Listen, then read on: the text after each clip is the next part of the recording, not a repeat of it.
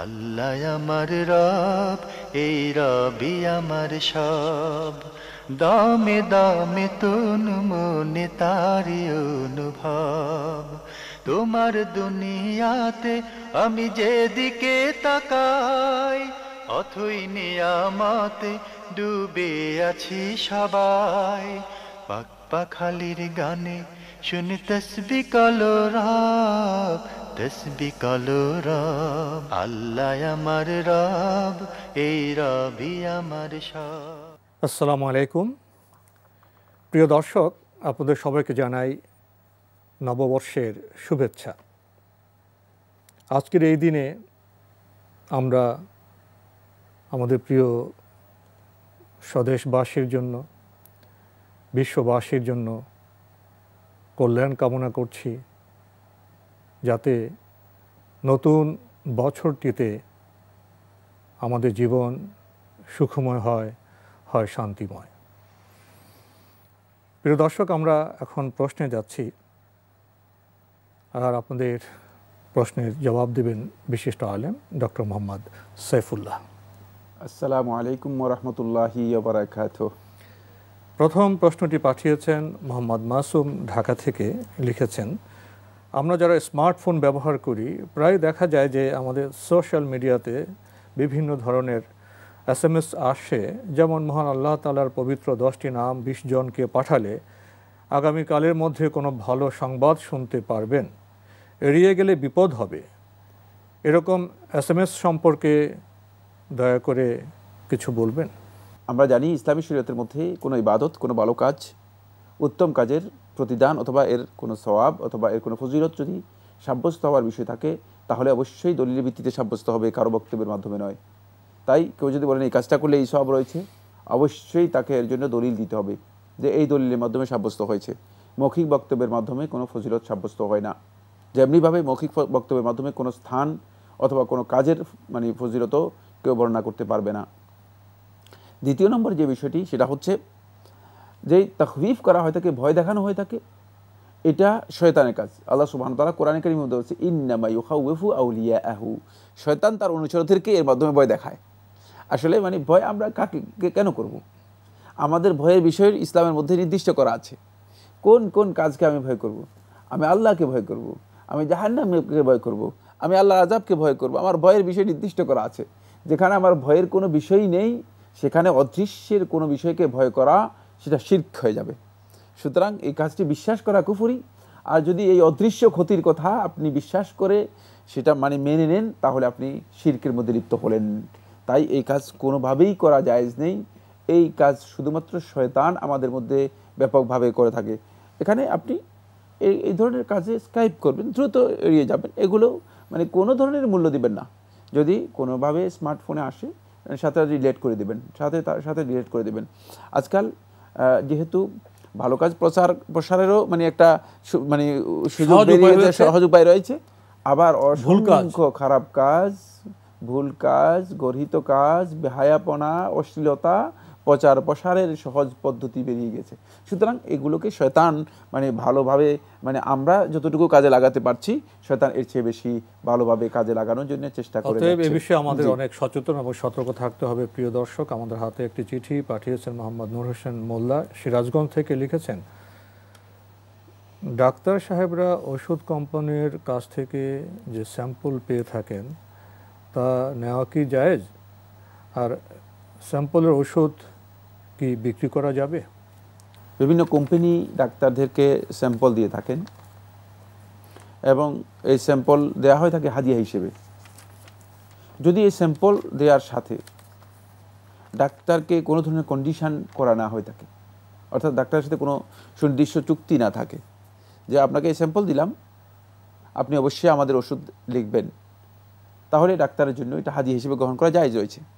কিন্তু যদি এটা কন্ডিশন হয় যে আপনাকে স্যাম্পল দিচ্ছি এই জন্য আপনি আমাদের এই ওষুধ লিখবেন, তাহলে কিন্তু ডাক্তারের জন্য এই ধরনের স্যাম্পল গ্রহণ করা জায়েজ নেই। কারণ তাহলে এর মাধ্যমে তিনি এক নম্বর হচ্ছে কোম্পানির কাছে তিনি বিক্রি হয়ে যাচ্ছেন, যেহেতু কোম্পানির সাথে একটা কমিটমেন্টে চলে যাচ্ছেন কোম্পানির ওষুধ লেখার জন্য। অথচ তিনি জানেন না যে কোম্পানির এই ওষুধের কতটুকু মানে পরিপূর্ণরূপে মান আছে কি নাই, আবার এর মানে দাম ঠিক আছে কিনা, আবার এর চেয়ে ভালো ওষুধ আছে কিনা। মানে এই ধরনের কাজে বাউন্ড হয়ে যাওয়া, নির্দিষ্ট হয়ে যাওয়া এবং বাধ্য হয়ে যাওয়া, এটি তার জন্য জায়েজ নেই। স্বাধীনভাবে বিবেচনা করতে পারেন ওষুধটি ভালো, যে উপাদান ঠিক আছে, তাহলে স্বাধীনভাবে উনি সেই ওষুধের নাম লিখতে পারেন। মানে এই ক্ষেত্রে তিনি যদি গ্রহণ করেন, গ্রহণ করার পরে তিনি যদি বিক্রি করেন, এটাও বিক্রি করাও তার জন্য জায়েজ হয়েছে। যেহেতু তার মালিকানার কোনো জিনিস আসলে সেটা তার জন্য বিক্রি করাও শর্ত ছাড়া জায়েজ, শর্ত, হ্যাঁ, যদি মানে তিনি গ্রহণ করেন, গ্রহণ করার পরে তার জন্য বিক্রি করাও জায়েজ রয়েছে। এক্ষেত্রে আমাদের একটি বিষয় খেয়াল রাখতে হবে, সেটা হলো যদি কোনো ডাক্তার, এখানে আরেকটি মাসআলা বলবো, যে মাসআলাটি আমরা মানে সতর্কতার সাথে সবাইকে উপলব্ধি করার জন্য বলবো, সেটা হলো এই, যদি কোনো ডাক্তার কোম্পানির প্রমোশনের কাজ করেন, যেমন কোম্পানির প্রমোশন কি, সেটা হলো এই যে কোম্পানির ওষুধ, মানে এই ওষুধগুলো কোম্পানি তার কাছে ডাক্তারকে বলেছে যে আমরা এই ওষুধ প্রোডাক্ট করেছি, আমাদের এই ওষুধের কোয়ালিটি এই এই এই অবস্থা এবং এই ওষুধগুলো ভালো। কোম্পানি ডাক্তারকে এই বিষয়ে কনভিন্স করতে পেরেছে, ডাক্তারও বুঝতে পেরেছে যে হ্যাঁ মানে এই ওষুধগুলোর মার্কেটে যে ভ্যালু রয়েছে মানে বা প্রাইস রয়েছে, সেই প্রাইস ঠিক আছে, এখানে কোনো ধরনের ভুল নেই এবং ওষুধের মান ঠিক আছে।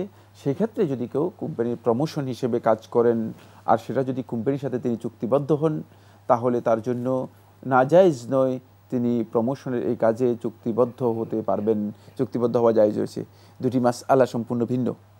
মানে এই দুইটা মাসআলার মধ্যে পার্থক্যটা বুঝাতে পারলাম কিনা আমি, সেটা হলো তিনি যদি প্রমোশনের কাজ হিসেবে সেটাকে গ্রহণ করেন এবং কোম্পানির সাথে চুক্তিবদ্ধ হন, তাহলে এটি তার জন্য জায়েজ হয়েছে। এক্ষেত্রে তিনি অবশ্যই আমানতের খেয়ানত করতে পারবেন না। ওষুধের মান, বাজার মূল্য, ওষুধের মান, বাজার মূল্য, এই বিষয়গুলো তিনি অবশ্যই খেয়ানতের করতে পারবেন না, অন্যায় করতে পারবেন না। প্রিয় দর্শক, আমাদের হাতে একটি চিঠি, দীর্ঘ চিঠি পাঠানো হয়েছে নবরণ স্কুল ও কলেজ, নূরপুর, ঢাকা থেকে। লিখেছেন, 7 শ্রেণীর লোক আরশের নিচে ছায়া পাবেন, যারা ছায়া পাবেন না তারা সবাই কি জাহান্নামে যাবেন? এই 7 শ্রেণীর লোকদের কথা রাসূলুল্লাহ সাল্লাল্লাহু আলাইহি ওয়াসাল্লাম যেটি বলেছেন, এদের তাফযীল, অন্যদের উপর ফজিলত সাব্যস্ত হয়েছে, অন্যদের উপর মর্যাদা সাব্যস্ত হয়েছে। এখান থেকে নেগেটিভ অর্থ করার সুযোগ নেই যে মানে এরাই জান্নাতি হবেন, বাকিরা জাহান্নামী হবে না, এই অর্থের কোনো সুযোগ নেই। এই অর্থটি আপনি নিজে তৈরি করেছেন। হাদিস বোঝার ক্ষেত্রে নিজেদের প্রবৃত্তি দিয়ে হাদিস বোঝার চেষ্টা করবেন না, বরং হাদিস বোঝার ক্ষেত্রে যেটি খেয়াল রাখবেন সেটা হলো হাদিসের বক্তব্যে কি আছে সেটা জানতে হবে। এখানে শুধুমাত্র 7 শ্রেণীর লোকদের বৈশিষ্ট্যের কথা উল্লেখ করা হয়েছে। এরা এই মর্যাদা, এই বৈশিষ্ট্যের কারণে কিয়ামতের দিন আল্লাহ রাব্বুল আলামিনের কাছে পাবেন। ইয়াউমা লা যিল্লা ইল্লা যিল্লুহ। রাসূলুল্লাহ সাল্লাল্লাহু আলাইহি ওয়াসাল্লাম আবু হুরায়রার মধ্যে সহিহ বুখারী ও মুসলিম হাদিসের মধ্যে বলেন, সেদিন, যেদিন আল্লাহ রাব্বুল আলামিনের ছায়া এবং আরশের ছায়া ছাড়া আর কোনো ছায়া থাকবে না, সেই দিন তারা এই মর্যাদা পাবে। লিখেছেন, জান্নাতের স্তর 100টি, একদম উপরের স্তরগুলোতে কারা থাকবেন? জান্নাতের স্তর 100টি, ঠিক বলেছেন, হাদিস দ্বারা সাব্যস্ত হয়েছে। ইন্নালিল জান্নাতি মিয়াতা দারাজা, জান্নাতের 100টি দরজা রয়েছে, মানে 100টি স্তর বা গ্রেড রয়েছে। এটা স্তর নয়, এটা হচ্ছে গ্রেড। স্তর হচ্ছে অন্যটি, স্তর হলো জাহান্নামের নিচের দিকে যেটা যায়, এটাকে পর্যায় বলা যেতে পারে অথবা গ্রেড বলা যেতে পারে। মর্যাদা, মর্যাদা হচ্ছে 100টি। সর্বোচ্চ মর্যাদা জান্নাতের মধ্যে কারা লাভ করবে? যারা আসহাবুল ফিরদাউসিল আলা হবে, মানে ফিরদাউসিল আলা এর যারা মর্যাদা লাভ করতে পারবে তারা এই সর্বোচ্চ মর্যাদা পাবে। সুতরাং আপনি সূরাতুল মুমিনুনের প্রথম 11টি আয়াত পড়ে দেখুন, কারা ফিরদাউসিল আলা লাভ করতে পারবে আল্লাহ সুবহানাহু ওয়া তাআলা সেই আয়াতের মধ্যে বলেছেন। এবং আপনি সূরাতুল কাহফের শেষের 3টি আয়াত পড়ে দেখুন, ইন্নাল্লাযীনা আমানু ওয়া আমিলুস সলিহাতি কানাত লাহুম জান্নাতুল ফিরদাউসি নুজুলা খালিদিনা ফিহা লা ইয়াবকুনা আনহা হিওয়ালা কুল্লাউ কানাল বাহরু মিদাদান লিকালিমাতি রাব্বিহি। এই আয়াতগুলো পড়ে দেখলে বুঝতে পারবেন যে কারা ফিরদাউসুল আলা লাভ করতে পারবে, কোন কোন বৈশিষ্ট্য অর্জন করলে। যারা এই বৈশিষ্ট্যগুলো অর্জন করতে পারবে তারা মূলত সর্বোচ্চ জান্নাতের যে গ্রেড রয়েছে সেই গ্রেড বা মর্যাদা লাভ করতে পারবে। আমরা জানলাম। প্রিয় দর্শক আরও লিখেছেন, সম্ভ্রান্ত পরিবারের নারী, হাই স্ট্যাটাসের নারী কাদের বলা হয়? দিনদারিত্ব নাকি বংশ ও সম্পদের উপর বিষয়টি নির্ভর করে থাকে? রাসূলুল্লাহ সাল্লাল্লাহু আলাইহি ওয়াসাল্লাম হাদিসের মধ্যে বলেছেন যে তুনকাহুল মারআতু লিআরবাঈন। আবু হুরায়রার বর্ণিত হাদিস, আবু দাউদ এবং ইমাম নাসাঈ তাদের সুনানের মধ্যে বর্ণনা করেছেন। শেখ মুহাম্মদ নাসির আলবানী রাহমাতুল্লাহি সহিহ বলেছেন যে তুনকাহুল মারআতু লিআরবাঈন, 4টি কারণে নারীদের বিয়ে হয়ে থাকে বা নারীদের প্রতি মানুষ আকৃষ্ট হয়ে বিয়ে করে থাকে। 4টি দিক সেখানে বিয়ের ক্ষেত্রে বিবেচনা করা হয়ে থাকে। 1 নম্বর হচ্ছে লিমালিহা, তার সম্পদের জন্য। 2 নম্বর হচ্ছে লিহাসাবিহা, তার বংশ মর্যাদার জন্য। 3 নম্বর হচ্ছে লি জামালিহা, তার সৌন্দর্যের জন্য। 4 নম্বর হচ্ছে লিদিনিহা, তার দিনদারি এর জন্য, মানে দিনদারিত্বের যেই গুরুত্ব, সেই গুরুত্বের জন্য। এই 4টি বৈশিষ্ট্য যার মধ্যে পাওয়া যাবে সে সবচেয়ে সম্ভ্রান্ত, সে সবচেয়ে শ্রেষ্ঠ, কোনো সন্দেহ নেই। এই 4টি বৈশিষ্ট্য যার মধ্যে পাওয়া যাবে সে সবচেয়ে শ্রেষ্ঠ, এতে কোনো প্রকারের সন্দেহ নেই। এরপরে মানে এই 4টি বৈশিষ্ট্যের মধ্যে আপনি কোনটাকে ম্যানেজ করবেন? আপনার এই 4টি বৈশিষ্ট্যের মধ্যে কোনটাকে বেশি গুরুত্ব দেব, কোনটাকে মানে কোনটার জন্য অব্লিগেশন আছে আর কোনটাকে ম্যানেজ করবেন, ম্যানেজ করা যাবে। এর মধ্যে যেটাকে আপনি ম্যানেজ করতে পারবেন না সেটা হচ্ছে দিনের বিষয়টি ম্যানেজ করতে পারবেন। দিনদারিত্বের বিষয়টি কোনোভাবেই ম্যানেজ হবে না, কারণ বাধ্যবাধকতা রয়েছে।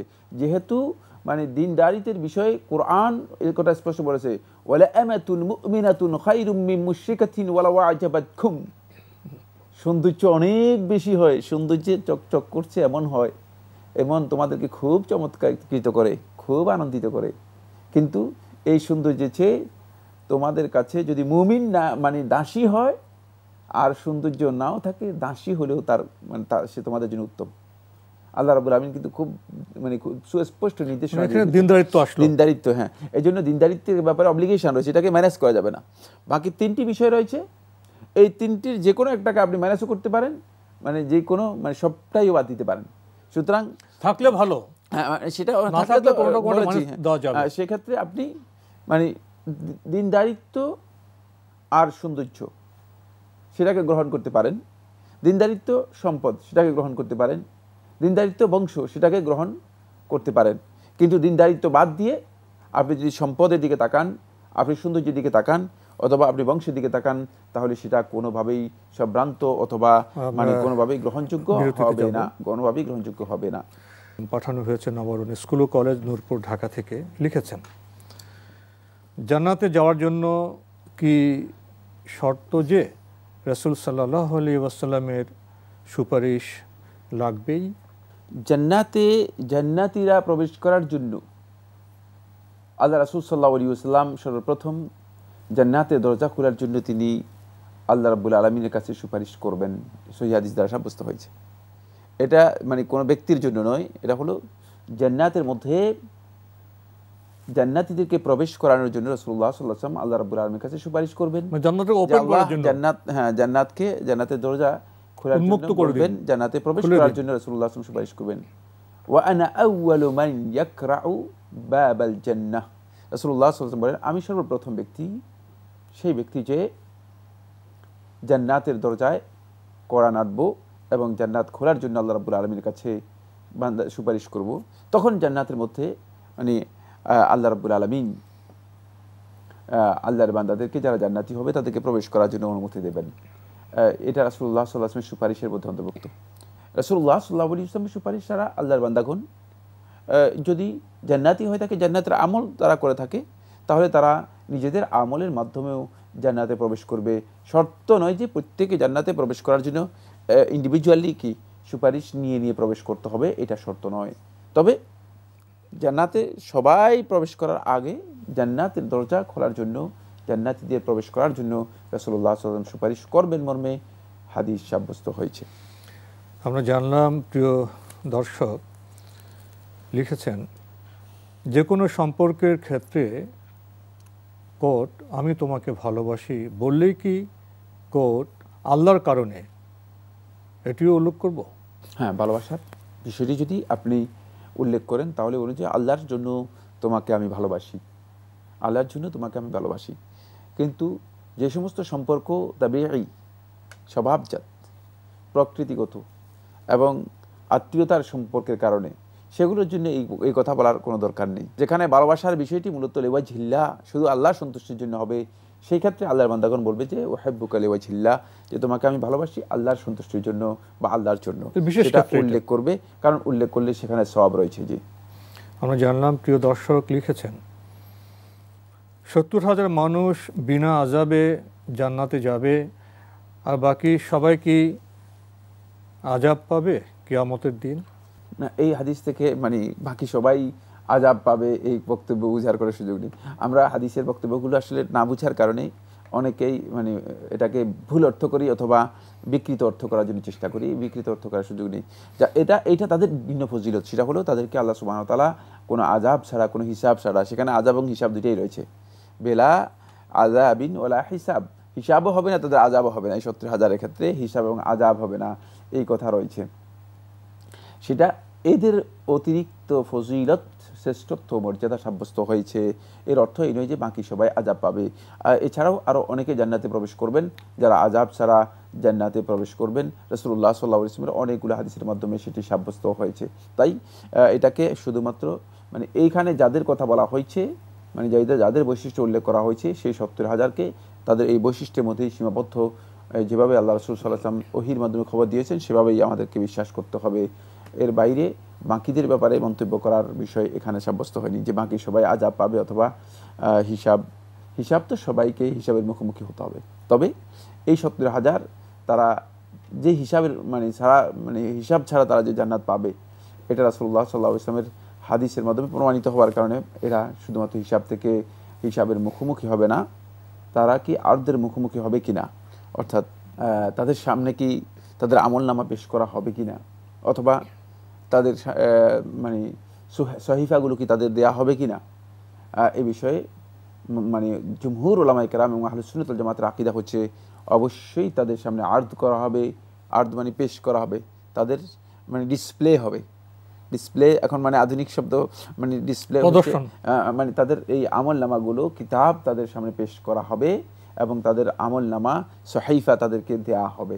কিন্তু মানে হিসাব বলতে যেটা বোঝায়, এখানে হিসাব বলতে বোঝানো হয়েছে যেটাকে আল্লাহ রাসূল সাল্লাল্লাহু আলাইহি ওয়াসাল্লাম সহিহ মুসলিম হাদিসের মধ্যে বলেছেন, মান্নু কিসাবিল হিসাবি ফাকাদ হালাক। হিসাব বলতে এটাকে বোঝানো হয়েছে মূলত, সেটা হলো তাকে প্রত্যেকটি কাজের জন্য আল্লাহ রাব্বুল আলামিনের কাছে পুঙ্খানুপুঙ্খ জবাবদিহির মুখোমুখি হতে হবে না। এটাই মূলত বেগাইরে হিসাব বোঝানো হয়েছে। ছাড় দেওয়া হবে, হ্যাঁ, এটা ছাড় দেওয়া হবে। কথা কি স্পষ্ট হয়েছে কিনা? ছাড় দেওয়া হবে। ঠিক আছে। লিখেছেন, ছেলে মারা গিয়েছে, মা জীবিত থাকা অবস্থায় সম্পত্তি ভাগ করতে করতে মাও মারা গেলেন, ওই সম্পদ কারা পাবেন?